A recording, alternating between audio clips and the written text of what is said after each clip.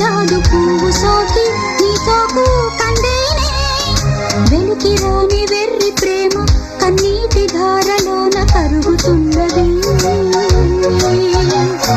నాదు శోకమోపలేక నీ గుండె బాధపడితే తాళనన్నది మనుషులెరుగలేరు మామూలు ప్రేమ కాదు